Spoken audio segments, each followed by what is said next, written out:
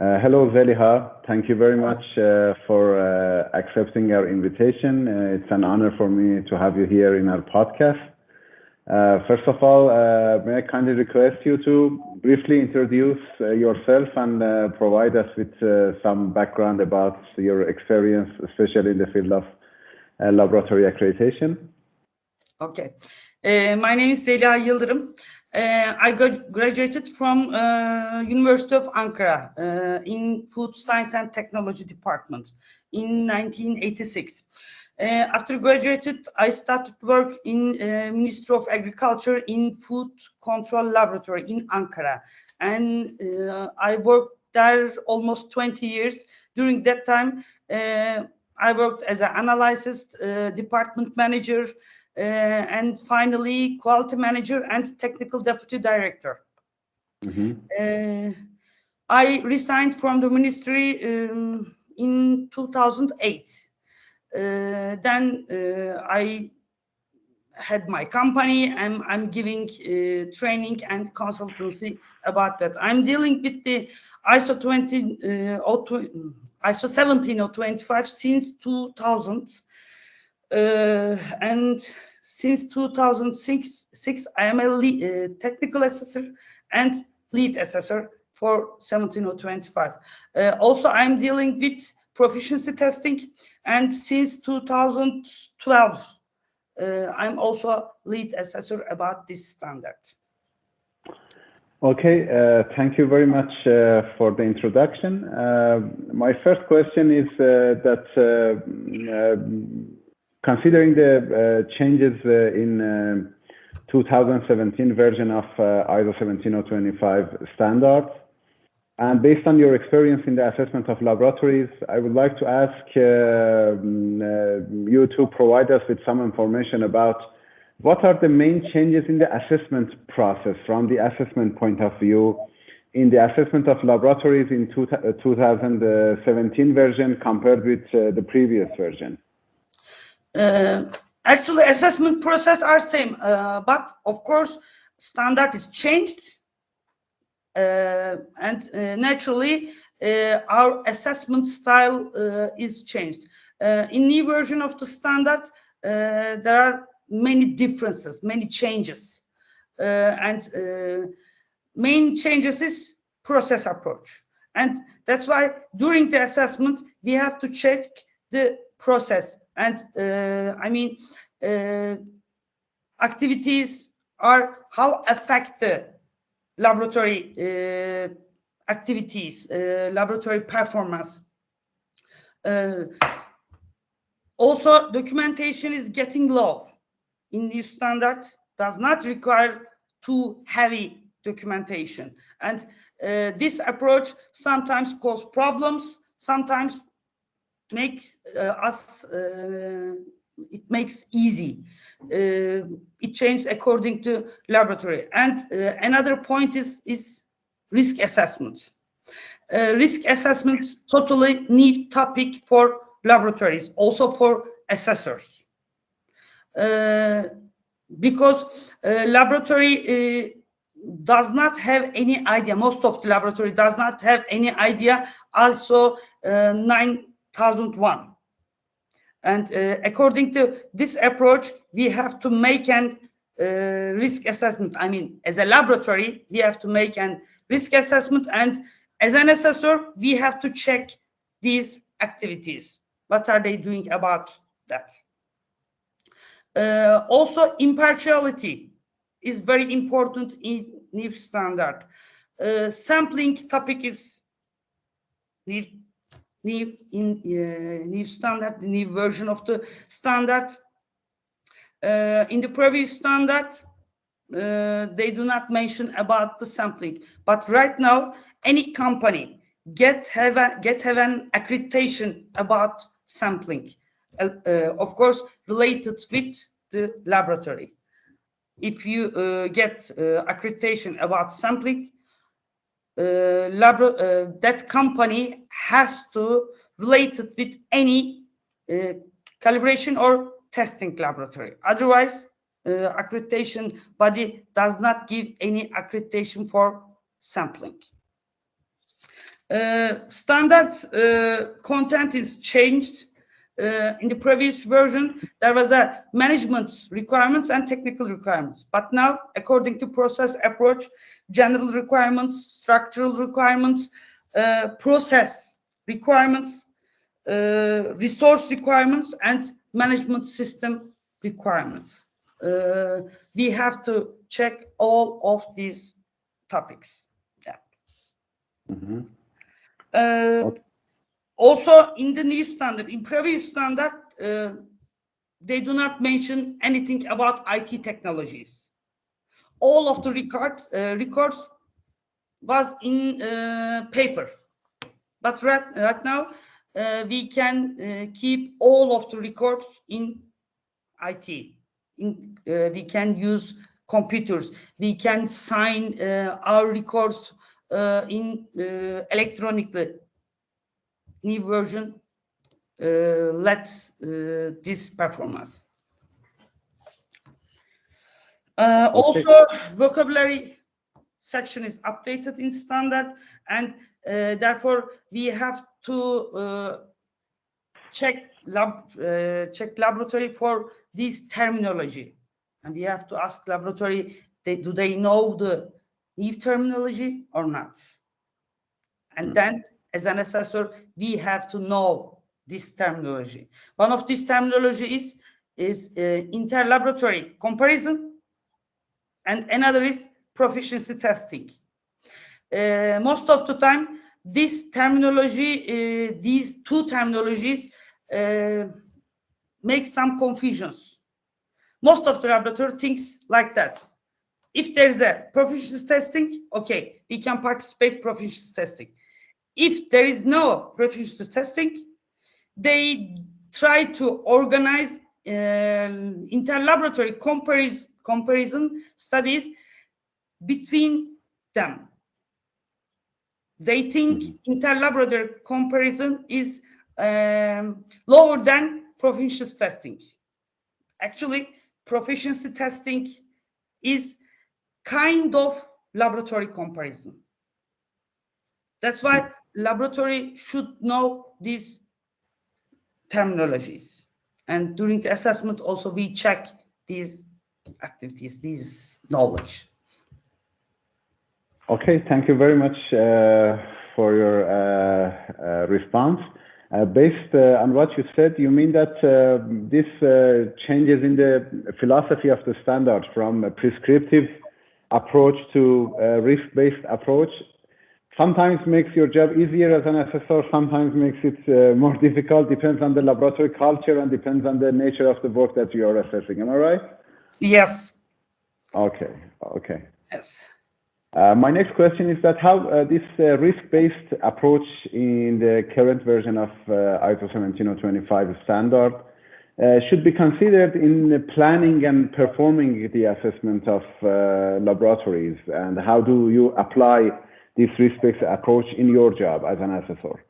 Yeah, mainly standard does not address any documents for risk assessments, because this is lab responsibility.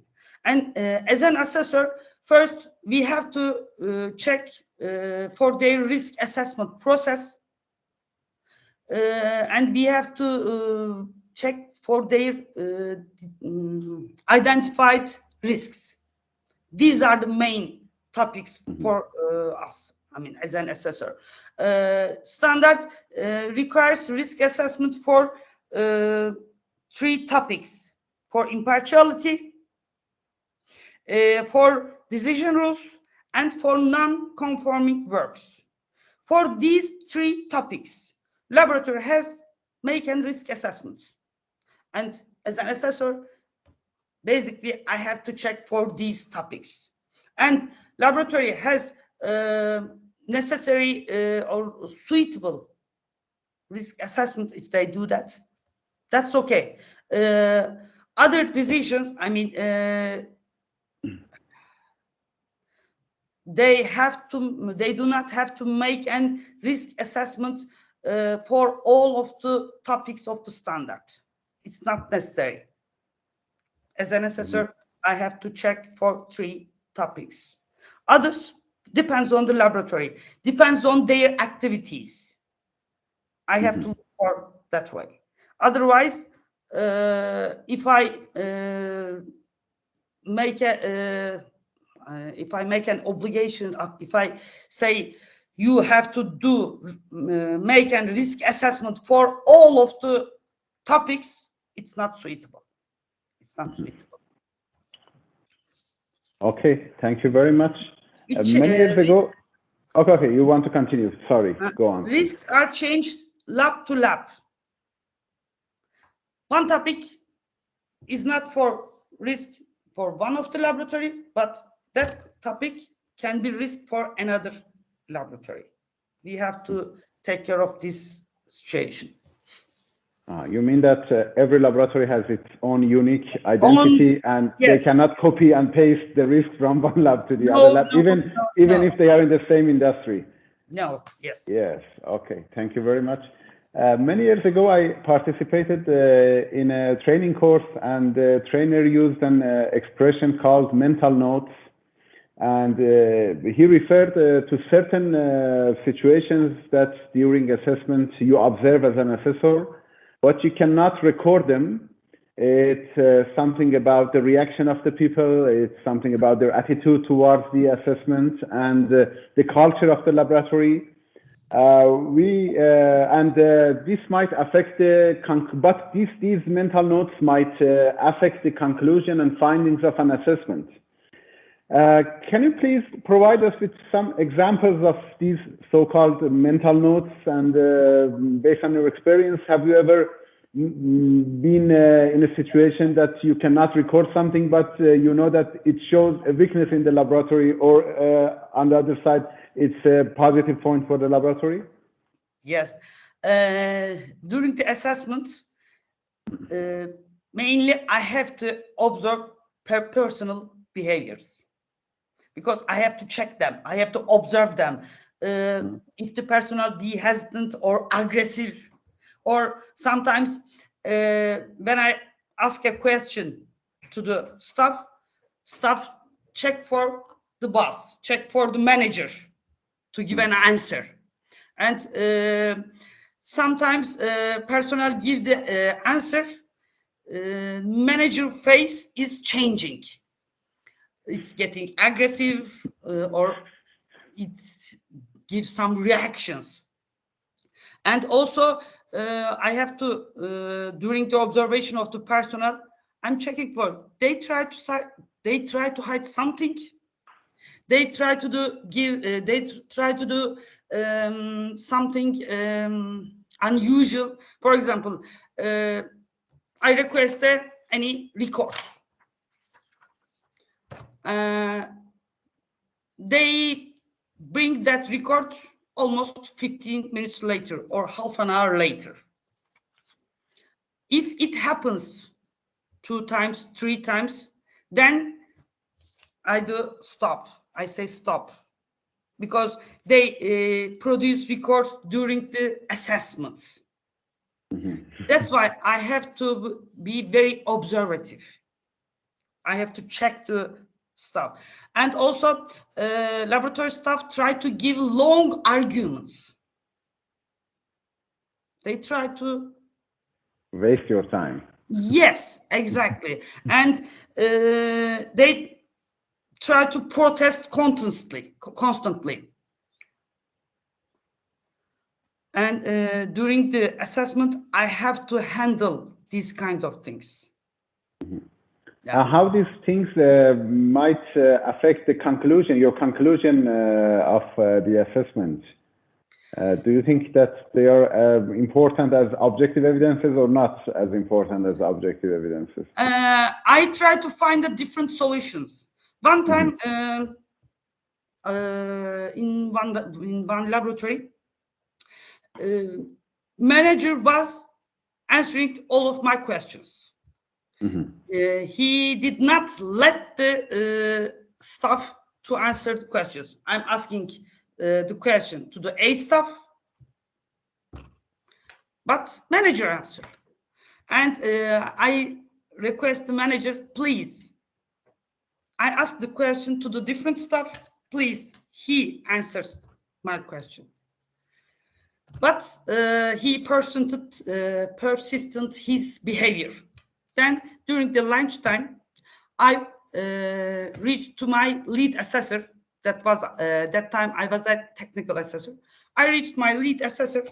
I asked him, please, can you call the lab manager, unit manager, and you are lead manager, you can ask question to him. And then he called him, lead assessor, my lead assessor called that manager. And you went to the lab. Yes, I tried to, I make a real assessment that time. And that time I get my objective evidence. Okay, thank you very much. You're welcome. There are some situations called extraordinary situations which might happen during an assessment. And as far as I know, ILAC is writing a document about these extraordinary situations. And we have a mutual experience, if you remember, during your first assessment. Yes, that the laboratory did not let us visit the laboratory for one day. How an assessor should manage such situation, and how should he deal with this situation as an assessor? In your situation, I mean that how flexible should we be in such situations?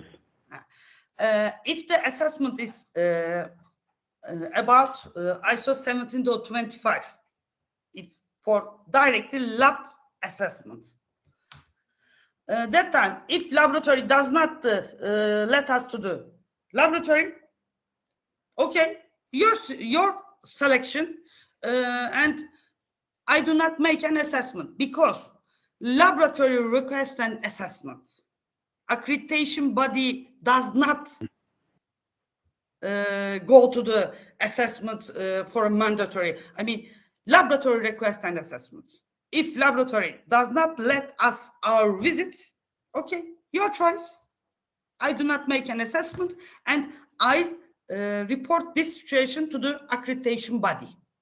This is the short way, and this is suitable reaction for an assessor. As a long way, I try to different way, and I try to connect with the laboratory manager. I ask him, why? What is the reason? You invited us for assessment. Why you do not let us visit your laboratory? According to his answer, I try to make an action, and I try to find a solution. But there's one problem in this long way.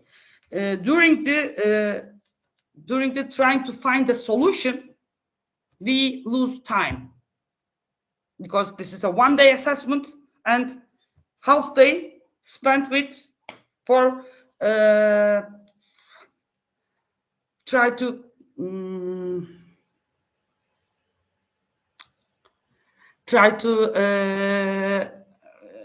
connect with manager.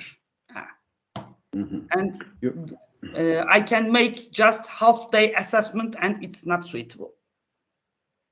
You mean that there is no specific response to such situations? It depends on the laboratory, the situation, and the standard that we are assessing, and there might be different solutions to manage such extraordinary situations. Am I right? Yes. If in a short time I try to find a solution, it's okay. I make an assessment, but it takes too long to find a solution. I do not make an assessment. Yeah. Okay, thank you very much. My next question concerns classification of assessment findings. And as far as I know, there is no global approach between the accreditation bodies, and each accreditation body has its own policy for this classification.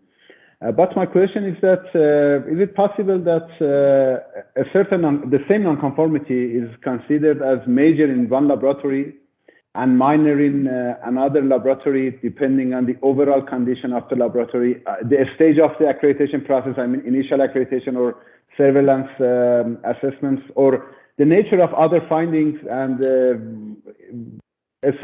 same nonconformity is minor in one case and major in another case. Yeah. Is it possible, or what would be your comment? Of course, it's possible. It's possible, but no matter what kind of nonconformity, minor or major, laboratory has to show same attention. Am I right? Exactly. Yeah. Minor or major, it doesn't matter. If laboratory says, this is a minor nonconformity, okay, and it does not pay attention for that nonconformity, it's unsuitable. They have to take care same attention. Mainly, when I write a nonconformity, I check for overall conditions of the laboratory. First, I think this nonconformity affect laboratory performance or not. If that nonconformity affects laboratory performance, it's a major nonconformity, but it does not affect laboratory performance, I can say that's a minor nonconformity. Yeah, its approach should be that way. Yes, nonconformity how affect the laboratory performance. According to that, we decide the classification of the nonconformity. And sometimes I have encountered a case that in one assessment, the assessor preferred to put all of the nonconformities as major in order to notify the laboratory about how important their situation and how critical is the situation. But he told me that if it was another laboratory, I would issue these nonconformities as minor because they need to be more careful about the situation of their management system. Am I right? It is something common in assessment. Yes. If there is in the laboratory, lots of minor nonconformities, that time I say, yes, I have to say, I have to make a classification as a major, because I have to pay attention for their nonconformities. Yeah, but no matter what kind of nonconformity, they have to pay attention same. Okay, thank you very much. My next question is that we talked about the changes in the 2017 version of ISO 17025 standard, that it makes your job sometimes more difficult or easier considering the risk-based approach, and that the fact that prescriptive requirements do not exist anymore, and laboratories have more freedom in how to implement the requirements of the standards without having some documented information to show as a proof. I had an experience in a laboratory that they said that, okay, there is no requirement that each internal audit cycle covers all the departments, so we prefer to put our focus on more important departments in the laboratory and do not make any internal audit for one department. I would like to have your comments about this and how it might affect the assessment effectiveness. Everything depends on the laboratory conditions, laboratory performance. Because if laboratory make an activities consistently, everybody knows everything, everybody perform activities in same way, that's okay. Documentation getting low. And we decide the situation during the assessment. Because, for example, for calibration, calibration certificate, control criteria, one of the laboratory does not have any documentation. Laboratory staff make a certificate evaluation, and they know the which standard will they use or which external document will they use. They know that. They know everything. but there's no documentation, and they do activities very well. Everything is okay. Okay, that's okay, no problem. But in another laboratory, there is a documentation for calibration control criteria, but just quality manager knows this document. Others does not know. Other technical staff does not have any idea about the control criteria.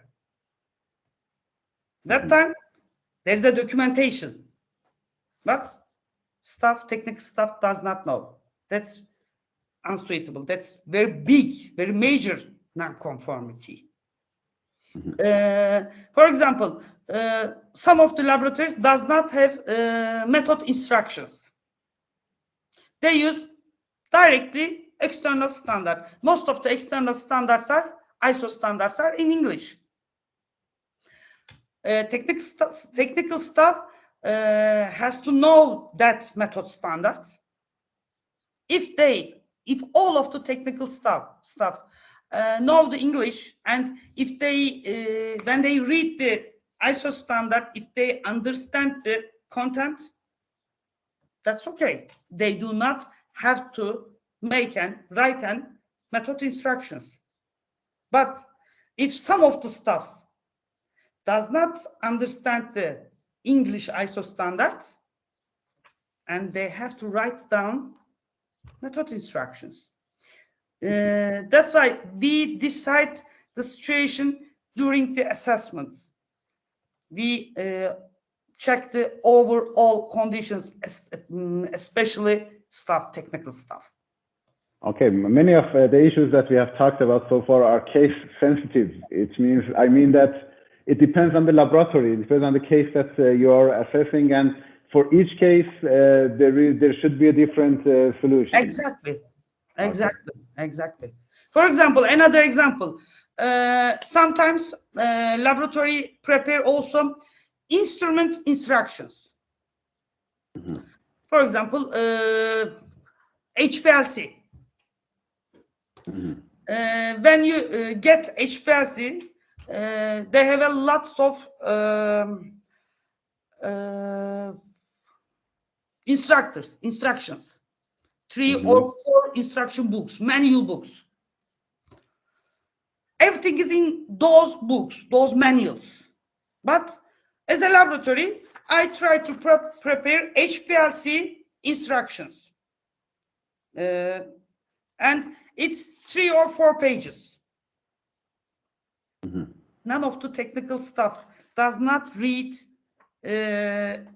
instrument instructions. They read instrument manuals. Okay, I understand. My next question is that imagine a situation in which you go for a surveillance assessment of a laboratory, and you notice that there are major deviations in their system, and all the time the response is that the previous assessor who came to our laboratory said everything is fine, there is no problem, and you notice that there might be some problems with the previous assessment.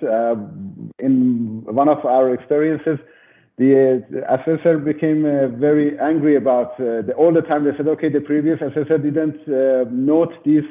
And he said, okay, I apologize on behalf of my previous colleague, but these are major deviations, and I have to do my job perfectly. How do you handle such a situation? And please let us also know the importance of assessors calibration within a certain accreditation body.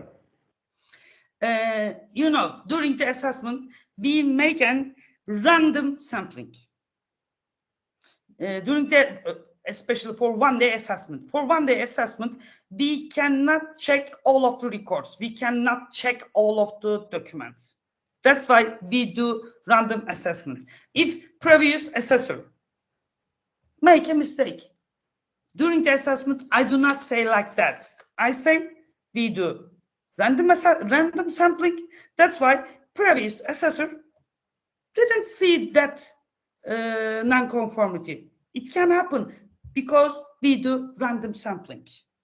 I do not apologize for previous assessor. That's not suitable. And I specify my non-conformity. It can happen. Also, classification of calibration of assessors are very important. Everybody's knowledge level are different. But we do not forget this. All of us human. We can make any mistake. That's normal. But for example, for TÜRKAK, TÜRKAK organized lots of meetings or trainings for calibration of the assessors. And during that time, we share our knowledge and we say our mistakes. Of course, we do not mention names. We do speak about the cases. And during that meetings, we realize our mistakes as an assessors. And we try to find those things. Also, laboratories, we make an assessment in laboratories. But also, assessors are assessed. By who? By laboratories. If laboratory know their job very well, they can assess assessors. Okay, that's if very laboratory nice. does not know their job, they can say nothing. Yeah. That's why laboratory has to know their job very well. Oh, you mean there's a mutual assessment? Laboratory and the assessor, they assess each other from different point of views. Actually, laboratory does not assess the assessor, but laboratory can evaluate the assessors if they know their job. Okay. My last question that I would like to ask if it is possible for you to provide us some tips on how to have a more effective assessment according to ISO 17025 2017 version. What points should we have in mind as an assessor in order to have a more effective assessments? Mainly, assessors should know standard very well. Before assessment, assessors should review all of the lab documents. That's the main point. If do not review the lab documents, you cannot make an efficient assessment before the assessment. We have to work hard. We have to read lab documents. Also, during the assessment, assessor should be observer, should listen the environment. And also, assessor should be impartiality. Some assessors, during the assessment, make changes from the laboratory according to your own system. Laboratory prepare the document or form according to their style, but assessor request, no, change this form to this format. Assessor should not provide consulting services to that. Yes, do not provide consulting services, yes. Shortly, these tips. Okay, Zeliha, thank you very much. If there is anything that you would like to add to our discussion, I would be very happy to have your final comments. Thank you very much for interview. Actually, I get a little bit excited about that. During this pandemic conditions, everything is in online. Face-to-face interviews or face-to-face training assessment is different. Online is totally different. And if I made a mistake, I apologize. But thank you very much. Thank you very much for your time. It has been always being with you is a learning opportunity for me. I hope that this pandemic is over soon and we will meet each other face to face. It would be a more effective training session for me. I really appreciate your presence here in our podcast, and I wish you health and a very good time. Thank you very much. Thank you very much. Bye-bye. Bye-bye.